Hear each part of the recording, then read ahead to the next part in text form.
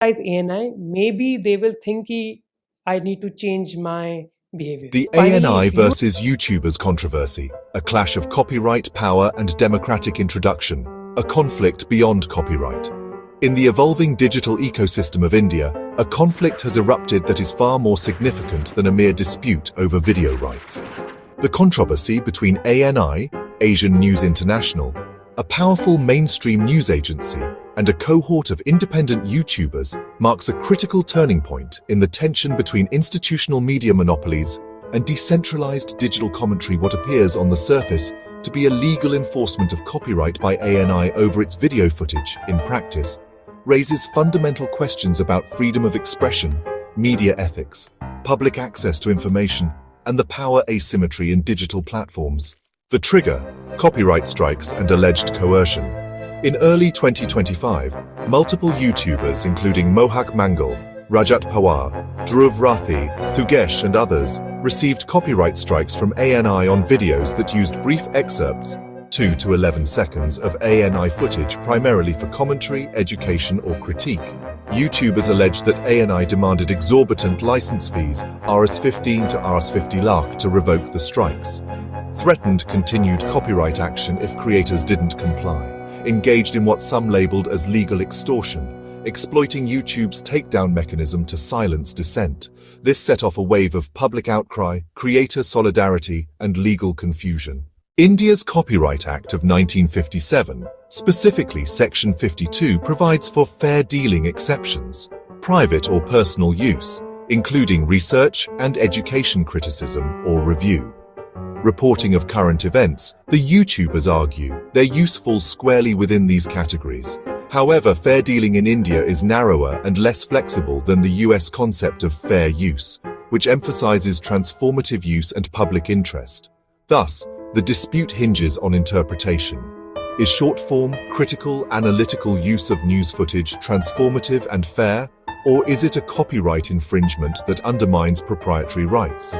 So far, the courts have not provided a decisive answer, leaving creators vulnerable to arbitrary takedowns.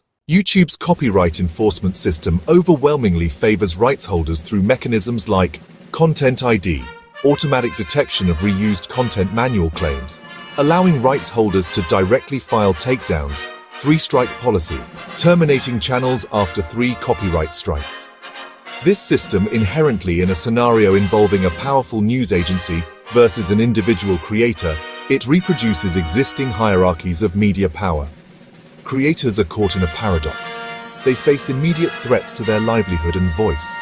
Legal recourse is slow, expensive, and often futile for smaller actors. Perhaps the most profound aspect of this controversy is philosophical and ethical. Should information captured from public events, often involving elected representatives or government activities, be considered private intellectual property?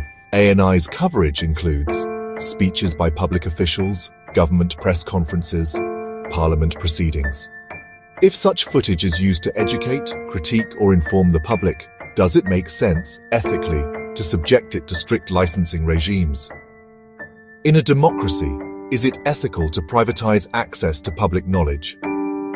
The core issue is not legal enforcement, but whether ANI's behavior represents a monopolization of public discourse under the guise of copyright. Media monopolies versus participatory journalism.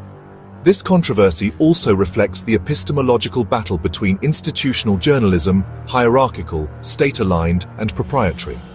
Participatory or alternative journalism, decentralized, commentary-driven, and socially embedded.